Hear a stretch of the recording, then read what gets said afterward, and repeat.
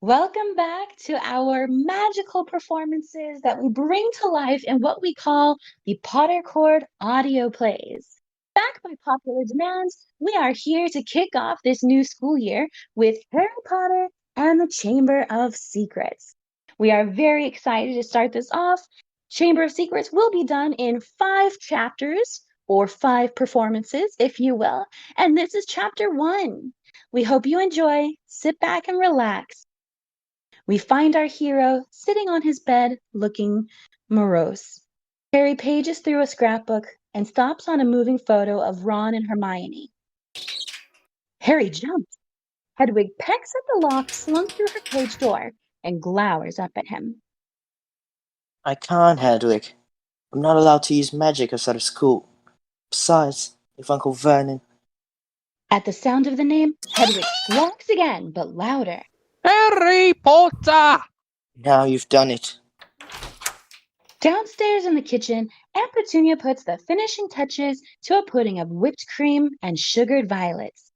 Uncle Vernon struggles with Dudley's bow tie, all the while glaring at Harry. I already warned you. If you can't keep control of that bloody bird, it'll have to go. Lord, if I could just let her out for an hour or two. And have you sending secret messages to your freaky little friends? No, sir. But I haven't got any messages from any of my friends. Not one. All summer. Who'd want to be friends with you? I should think you'd be more grateful. We raised you since you were a baby, give you food off our table, even let you have Dudley's second bedroom, purely out of the goodness of our hearts. I thought he got the second bedroom because Mum was afraid he turned us into dung beetles if you put him back in the cupboard under the stairs. Aunt Petunia stops cold, exchanging a dark look with Uncle Vernon. Then she sees Dudley extending a finger for the pudding. Not yet, Pumpkin. That's for when the Masons arrive. Which should be in a moment. Now, let's run through our schedule one more time. Petunia, when the Masons get here, you'll be... In the lounge, waiting to welcome them graciously to our home. Good. And Dudley? I'll be waiting to open the door. Excellent. And you... I'll be in my bedroom, making no noise, and pretending I don't exist. Do right you will. With any luck, this could well be the day I make the greatest deal of my career. The doorbell rings, and instantly Uncle Vernon shoves Harry out of the kitchen and into the hallway. Upstairs. Hurry. Harry returns to his bedroom and stops dead. A tiny creature with bat-like ears and bulging green eyes is jumping on his bed as if it were a trampoline. This is Dobby. Harry Potter! Such an honor it is. Who are you? Dobby, sir. Dobby the house elf. I see. Not to be rude or anything, but this isn't a great time for me to have an house elf from my bedroom. Oh, yes, sir. Dobby understands. It's just that Dobby has to come to tell you. It's difficult, sir. Dobby wonders where to begin. Why don't you sit down? Sir? Suddenly, Dobby bursts into tears, loud tears. Harry panics. I'm sorry, I didn't mean to offend you or anything.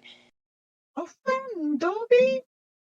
Dobby has heard of your greatness, sir, but never has been asked to sit down by a wizard like an equal. You can't have met many decent wizards then. Dobby shakes his head, then, without warning, leaps off the bed and starts to bang his head furiously on the floor.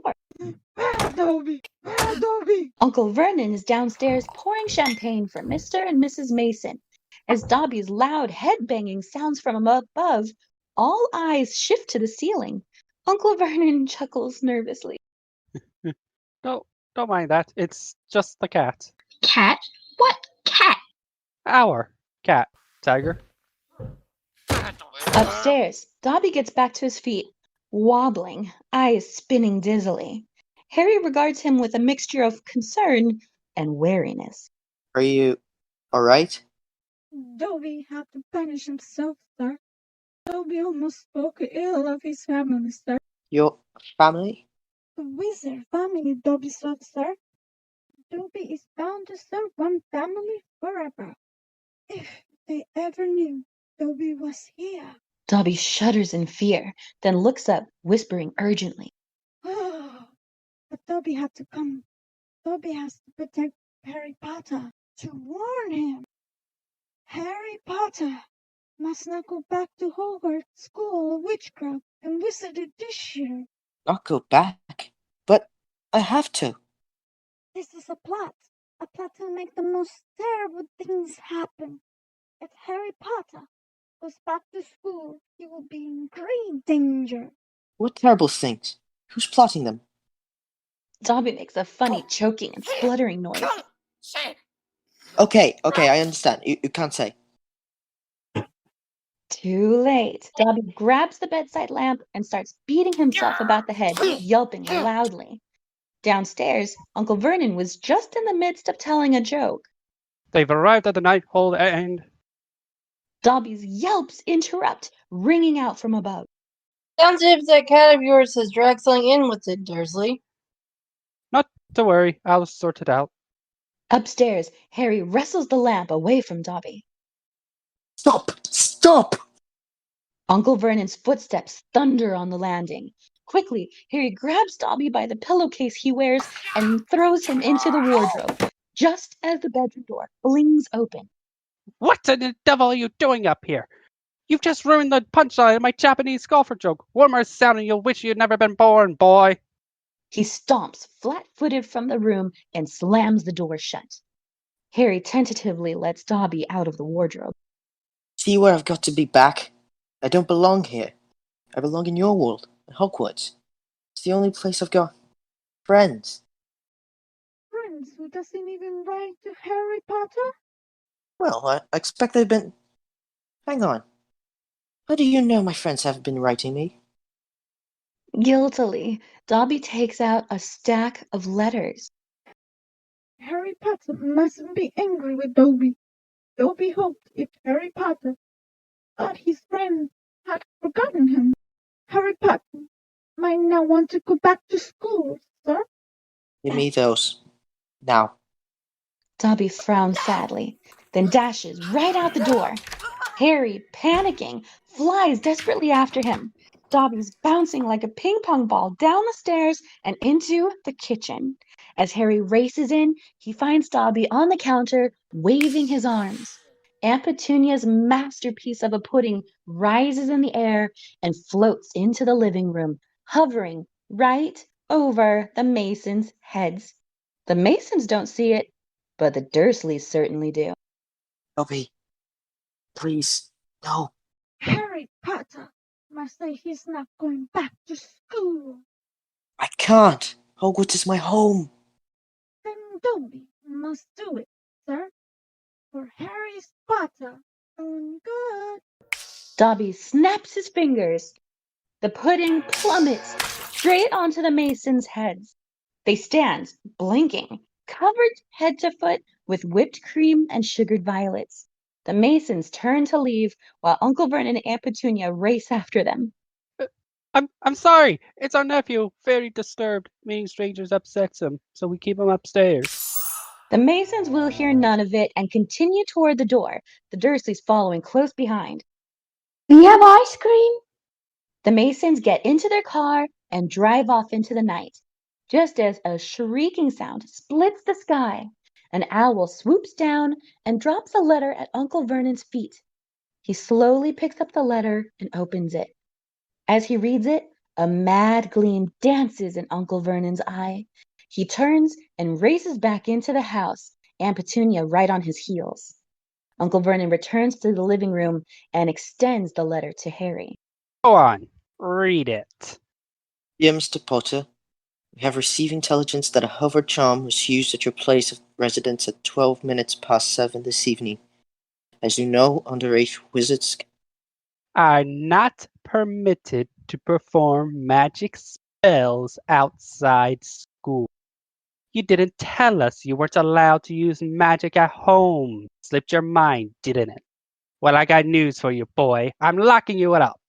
And if you try to magic yourself out, then expel you. You're never going back to that school. Never.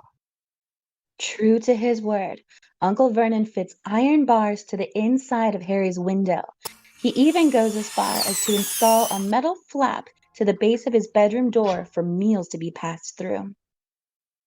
He fits a large lock to the door itself, and soaking with sweat, he casts Harry a nasty grin and pulls shut the door. It closes with a dull clink, like the door of a cell. Harry stares gloomily out of the window. The metal flap rattles, and Dudley's pudgy hand slides a bowl of tinned soup onto the floor. Dudley grins cruelly through the flap. I know what day it is. Well done, Dudley. Finally learned the days of the week, have you? Today's your birthday, and nobody cares. Dudley snaps shut the flap. Harry sighs, takes the soup and a bit of stale bread, and crosses the room to Hedwig. No good turning your beak up. That's all we've got. Harry feeds a piece of the bread to Hedwig. Later that night, Harry has fallen asleep, leaning against the wall. There's a gentle tapping sound. Harry awakes and sees Ron Weasley staring at him through the bedroom window. Ron? Hiya, Harry. An old turquoise-colored Ford Anglia floats in midair. Ron leans out of the back window, while his brother Fred sits in the driver's seat. Fred's twin George is in the passenger seat. Fred, George, what are you doing here? Rescuing you, of course. Where's your trunk? Harry grabs his trunk and starts stuffing in clothes and spell books. As he closes the trunk with a snap, he drags the trunk to the windowsill and watches Ron tie off a fierce knot on the bars of Harry's window. Stand back. Harry jumps back, and Ron turns to his brother Fred. Fred steps on the accelerator, and the Ford Anglia flies up into the air. The rope snaps taut, and the bars are torn from the window. Bricks and bars rain down onto the lawn below, a mangled mess. All the commotion wakens Uncle Vernon. Harry pushes the trunk over the windowsill into the Anglia's boot, then scrambles through the window himself when... Hedwig! Harry clambers back through the window and grabs Hedwig's cage, swinging it over the ledge, and bam! The bedroom door crashes open. Petunia! He's getting away! As Harry leaps for the windowsill, Uncle Vernon charges forward and snatches his ankle. Harry tumbles into the darkness, one hand gripping Hedwig's cage, the other hand reaching out and catching Ron's hand at the last possible second. Uncle Vernon puts both hands on Harry's ankle and pulls harder. Ron braces himself and pulls back. Harry hangs in the balance, stretched high over the lawn, directly above the mangled steel bars. Hedwig pecks furiously at the lock on her cage, while Ron panics. Hold on, Harry. Oh no, boy! You and that bloody pigeon aren't going anywhere! Harry's hand begins to slip out of Ron's, while Hedwig pecks furiously, trying to break the lock. It finally breaks, and she swoops out of the cage, wheeling toward Uncle Vernon and pecking the back of his hand. He roars in pain and stumbles back, giving Ron and George just enough energy to pull Harry into the car. Put down, Fred. Like a rocket, the Anglia sails into the sky. Harry glances back and sees Aunt Petunia and Dudley join Uncle Vernon at the window. Hedwig races up into the sky, soaring just beyond the car's window, and Ron turns to Harry. By the way, Harry, happy birthday. As the Anglia drops through a pink sky, a haphazard mess of a house built around a towering central chimney appears below. By the road, a lopsided sign reads, "The Burrow." The car touches down in a whirling cone of dust, scattering a group of chickens and fishtails to a halt. The boys spill quickly out of the car, and Fred whispers urgently, Hurry, let's slip inside before Mum wakes up. The boys sneak inside and gently close the door. Harry stops. Magical objects surround him.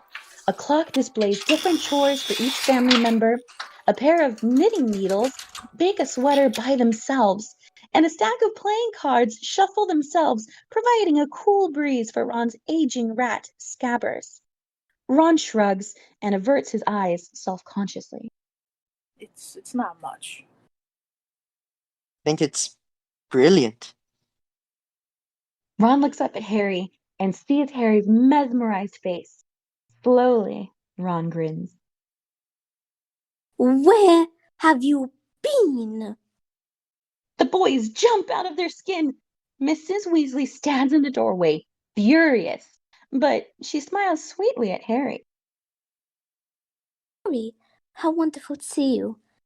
Bed's empty. No, you could have died. You could have been seen. I don't blame you, of course, Harry dear.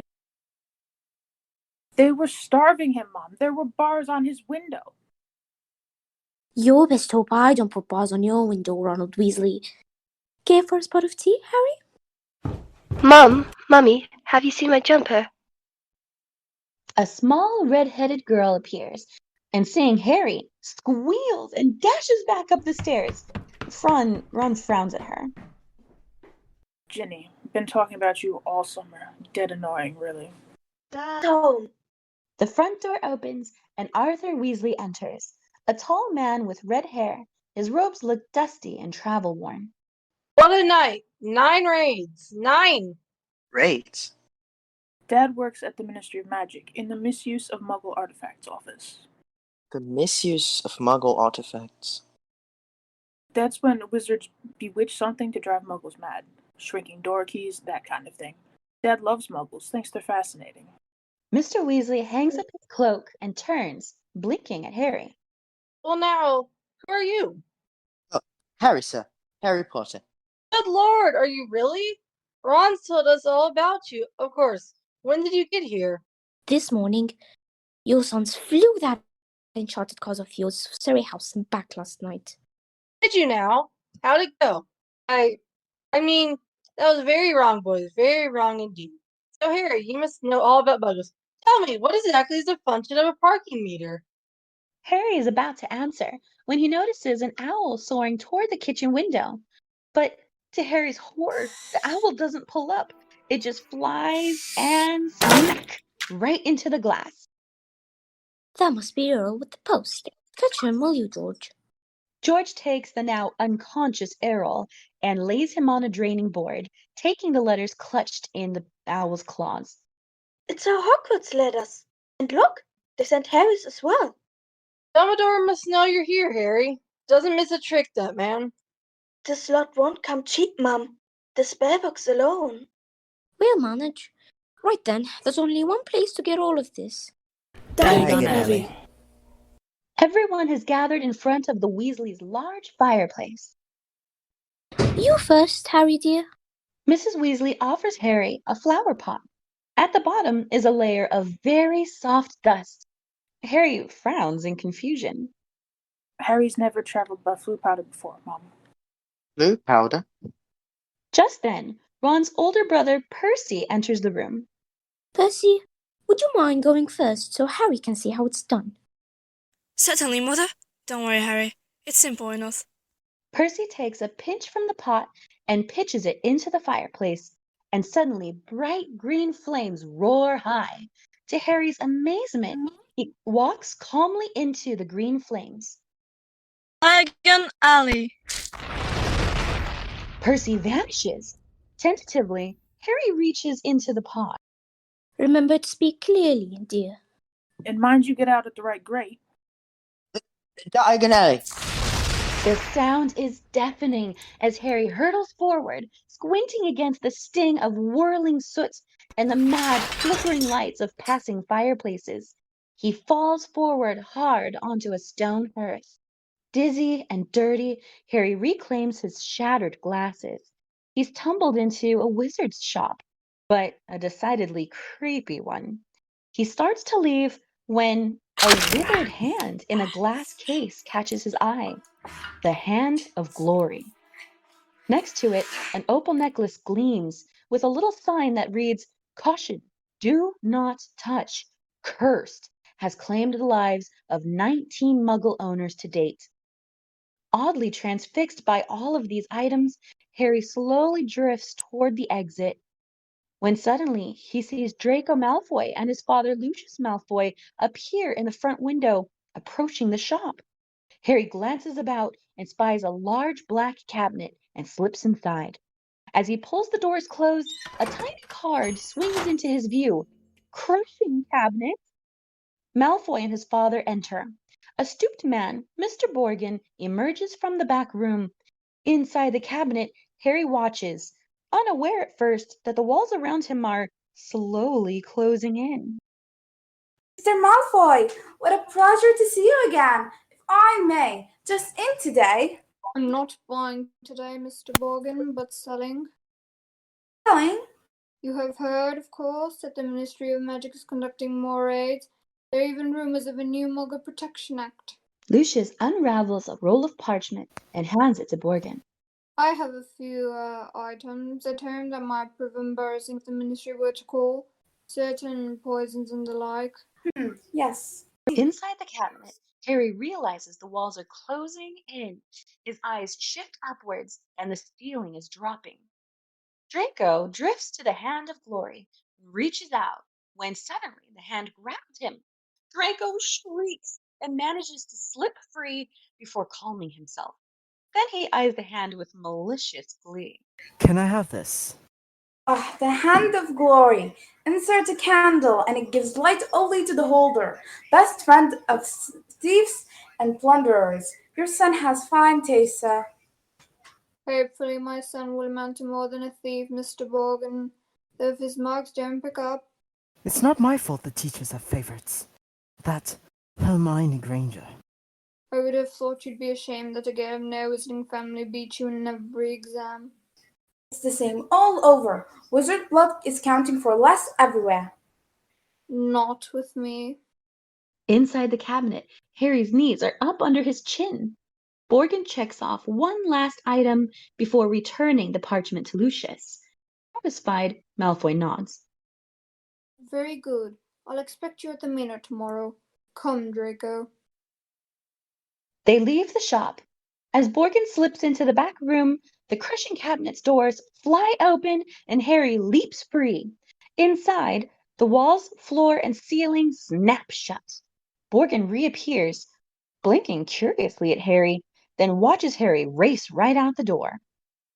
Outside of the shop, Harry fits his broken glasses to his face and eyes a street sign, Nocturne Alley. The vendors here clearly cater to the dark arts. Shrunken heads, poisonous candles, one window teems with spiders. Not lost, are you, my dear? Harry wheels around, looking into the mossy teeth of a decrepit witch. She holds a tray of human fingernails. I'm fine, thanks. I'm just... Harry! What do you think you're doing down here? Hagrid! Hagrid knocks the tray from the cursing witch's hands, then seizes Harry by the scruff of the neck and steers him away. He swats away at Harry's soot-covered clothes. You're a mess. Go around Nocturne Alley.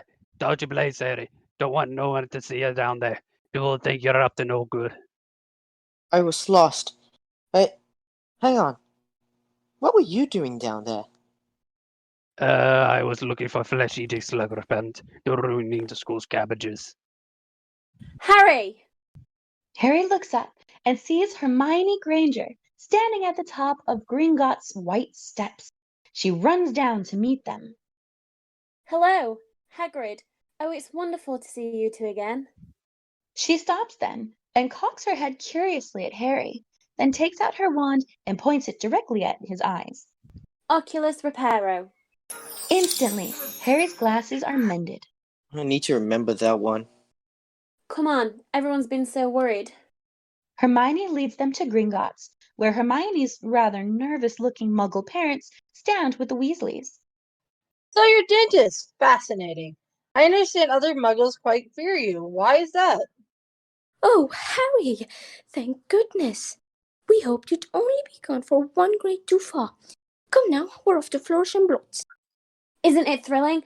Gilderoy Lockhart's going to be there. We can actually meet him. I mean, he's written almost the whole book list. As Mrs. Weasley and Hermione dash off, Harry frowns. Who? In Florschenblott's, there's a handsome golden-haired wizard with stunning pearl-white teeth, smiling and winking at the camera. There's posters everywhere announcing that here today, signing copies of his autobiography, Magical Me, is Gilderoy Lockhart. Harry and the others thread their way through a chattering throng of middle-aged ladies, all craning their necks for a view of Lockhart, who sits signing books at the rear of the shop. At the sight of him, Mrs. Weasley pats her hair. There he is. Mom fancies him. At this comment, Mrs. Weasley gives Ron a jab in the shoulder. A short man with a camera bumps past them. Out of the way. This is for the Daily Prophet. Hearing this, Lockhart's ears perk up. He flashes a smile when he sees... It can't be Harry Potter. The crowd whispers excitedly as Lockhart dives forward, grabbing Harry's hand and turning him toward the photographer. Nice big smile, Harry. Together, you and I rate the front page. Ladies and gentlemen, what an extraordinary moment this is when young Harry here stepped into Flourish and Blotts this morning to purchase my autobiography, Magical Me. Thank you. Which, incidentally, is celebrating its 27th week atop the Daily Prophet's bestseller list. He had no idea that he would, in fact, be leaving with my entire collected works, free of charge. As the crowd claps, Lockhart catches the eye of an employee, and before Harry knows it, a towering stack of books is shoved into his arms. Mortified, Harry mumbles quietly. Thank you. Slipping free of Lockhart's grasp, Harry drifts back into the crowd, red with embarrassment, and drops the books into Ginny's cauldron. You have these. I'll buy my own. Bet you loved that, didn't you, Potter? Famous Harry Potter. Can't even go into a bookshop without making it the front page. Leave him alone. He didn't want all that. Ho ho ho. Look, Potter, you got yourself a girlfriend. Silence, Draco. Ah, Mr. Potter, I don't believe we've met. Lucius Malfoy extends his hand as if offering to shake Harry's, but instead gently places his fingers over the fringe of Harry's scalp, revealing Harry's lightning bolt-shaped scar. At his touch, Harry withdraws ever so slightly. Forgive me, Mr. Potter, but your scar is legend, as, of course, is the wizard who gave it to you. He was a murderer. Yes, a pity about your parents. Curious that you yourself should escape with a mere flesh wound. Curious, too, that you speak of him in the past. Surely you do not think he who must not be named is gone forever? Name is Voldemort. Those within earshot gasp as Harry utters the word. You must be very brave, Mr. Potter, to dare speak his name, or foolish. Fear of the name only increases fear of the thing itself. Lucius Malfoy's eyes slide and find Hermione staring defiantly. You must be Miss Granger. Draco's told me all about you and your parents. Muggles, aren't you? Mr. and Mrs. Granger nod nervously. Lucius Malfoy can barely disguise his distaste for them. Arthur Weasley hurries over. Ron, Harry, it's bad in here. Let's go outside. Well, Arthur Weasley. Lucius. Busy time at the ministry, all those raids. I hope they're paying you overtime. Malfoy reaches into Ginny's cauldron and removes a very old, battered copy of A Beginner's Guide to Transfiguration. Obviously not. Dear me. What's the use of being a disgrace to the name of wizard if they don't even pay you well for it? We have very different ideas about what disgraces the name of wizard, Lucius. Clearly, the company you keep, Weasley, and I thought your family could sink no lower. Mr. Weasley moves to hit Lucius Malfoy. Hagrid steps forward and puts a firm hand on Mr. Weasley's shoulder. Ignore him, Arthur. Mr. Weasley backs away. Lucius Malfoy tosses Ginny's battered textbook back into her cauldron. Here, girl. Take your book. It's the best your father can give you. Lucius and Draco turn to leave, and Hagrid looks at the Weasleys. No Malfoy's worth listening to. Rotten to the whole core, the whole family. Ugh. Harry watches Draco and his father leave out of sight. The day has come to finally return to Hogwarts School of Witchcraft and Wizardry. The Weasleys and Harry push large trolleys into King's Cross Station with 2 minutes to 11. Oh dear, the train will be leaving any moment. All together now. Hurrying, they raced to the platforms 9 and 10. Quickly, Percy, Fred, and George stride briskly toward platform 9 3/4 and head toward the stone barrier and simply disappear. Come on, Ginny. You know what to do. Ginny, looking a little nervous, rushes toward the barrier, closes her eyes, and slips through to the platform. As she gazes at the Hogwarts Express, Mr. and Mrs. Weasley materialize at her side. Come, Ginny. We'll get you a seat. Back on the other side of the platform, Ron glances at the clock. We better hurry. Harry nods and leans into his trolley and crash! Hits the barrier, bouncing back into Ron. A guard nearby glares at them. What in blazes do you two think you're doing? Sorry, lost control of the trolley. Why can't we get through? I don't know. The gateway sealed itself for some reason. As Ron presses his ear to the barrier, the clock chimes 11. Train leaves at exactly 11 o'clock. You've missed it. Can't hear a thing.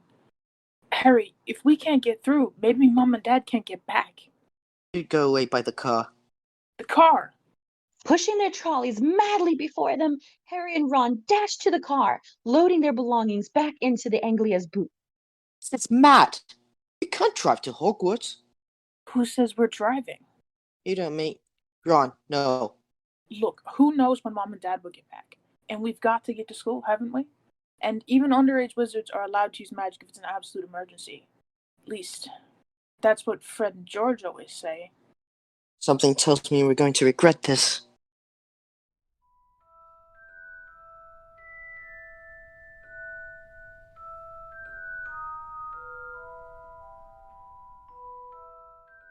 Too late. Dobby grabs the bedside lamp and starts beating himself about the head, yelping loud.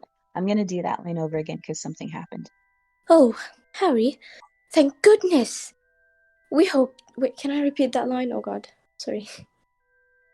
Oh dear, the train... Oh my god, I need to do this line again, oh god. Okay. Oh dear, the train will be leaving any moment. All together now. Kevin, why are you so good at doing the pompous, spoiled characters?